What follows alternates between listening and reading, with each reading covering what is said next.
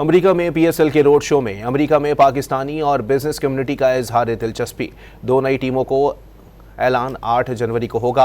कई बिजनेसमैन ने पीएसएल की 2 नई टीम से खरीदने में दिलचस्पी जाहिर की है।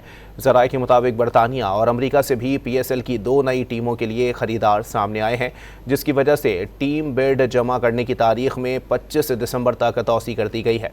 नए मालिकान का ऐलान 8 जनवरी को होगा। अमेरिका में पीएसएल के रोड शो में अमेरिका में पाकिस्तानी और बिजनेस कम्युनिटी का इजहार दिलचस्पी। 2 नई टीमों को ऐलान 8 जनवरी को होगा। कई बिजनेसमैन ने पीएसएल की 2 नई टीम से खरीदने में दिलचस्पी जाहिर की है।